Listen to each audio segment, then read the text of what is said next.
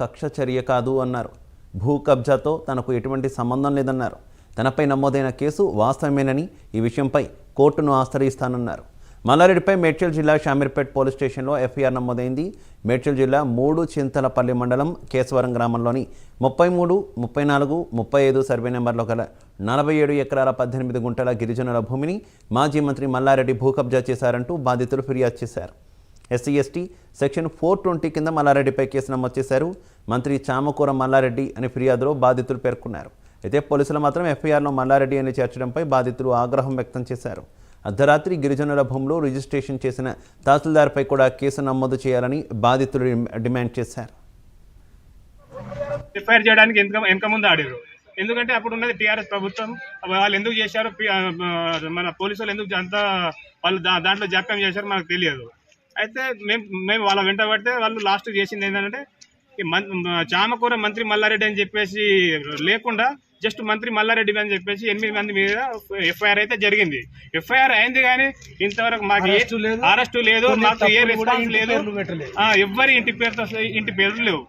కాబట్టి మాకు తక్షణమే మాకు న్యాయం జరగాలి.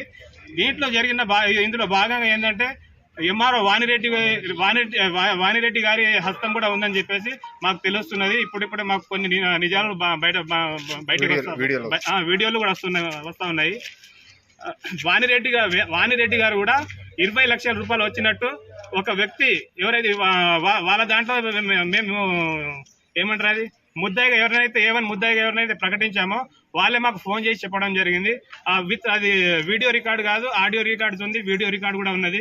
వాణిరెడ్డి గారు మాకు 47 ఎకరాల 18 గుంటలు మాకు కాకుండా చేసిన పట్టాన్ని వెంటనే రద్దు చేయాలని చెప్పేసి మీ ద్వారా డిమాండ్ చేస్తున్నాం. అంటే అప్పుడు ఆ కాలంలో మా నాయన నరికేసారు. అక్కడ నరికేస్తే మేము భయపడి అంతా దిగపోతే మేము 10 మంది అన్నదమ్ములు. అంటే 10 మంది అన్నదమ్ములు అందరూ ఎక్కడో దిగపోయి ఆడో ఆడుకుంటుంటుంది. అంటే మేము చిన్న మాకు తెలియదు కదా. అప్పుడు నరికేసారు మా నాయన. నరికేస్తే వెళ్ళిపోతే మళ్ళీ ల్యాండ్ నుంచి పోతామని అరకల కొంతమంది వేరే మంది ఉన్నారు. దాని మీద కూడా కేసు నడుస్తూనే ఉన్నది. అంటే అది కేసు నడవ మొన్న వచ్చి శివుడు శ్రీనివాస్ వచ్చి ఏం చేశారంటే మమ్మల్ని తోలుకపోయి మీ జాగా మీకు అవుతుంది, మీకు ల్యాండ్ మీకు అవుతుందని తోలుకపోయి సంతకాలు తీసుకొని జాగా లేదు, పైసలు లేవు, ఏం లేవు. ఇది వరదాకా ఈ మా కూరలో తెలిసి మాకు చదువు రాదు, శాస్త్రం రాదు, ఏం రాదు. అది ఏమో వాస్తవం అసలు లేదు. అది 47 ఎకరాలు భూమి ఎస్టీలది. అదేదో ఎస్టీలది అది కూడా 38 అని అంటున్నారు. వాళ్ళు కొన్నోళ్ళంతా రకరకాల రామరెడ్డి అని వాళ్ళు రకరకాల మనుషులు ఉన్నారు. వాళ్ళకు 38 కింద ఏదో డబ్బులు అడిగారు, వాళ్ళు ఇచ్చారు. మధ్యవర్తులు కొందరు తిన్నారు.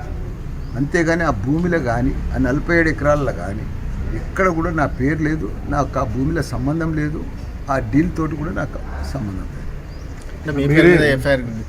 అదే చేసారు వాళ్ళు. కోర్టుకు వెళ్ళి ఆర్డర్ తెచ్చి ఎఫ్ఐఆర్ బుక్ చేయమని తెచ్చారు. నేను కూడా ఇప్పుడు రాసిచ్చిన, నేను కూడా కోర్టుకు పోయి నాకు సంబంధం లేదని నేను కూడా కోర్టు ఎలక్షన్ అయిన వెంబటే మీరు రాత్రి రిజిస్ట్రేషన్ చేసే ప్రయత్నం చేశారు. అది కాదని అవాస్తవం అని చెప్తున్నారు. సరే, ప్రభుత్వ కక్ష సాధించారు. దీంట్లో కక్ష ఏం లేదు.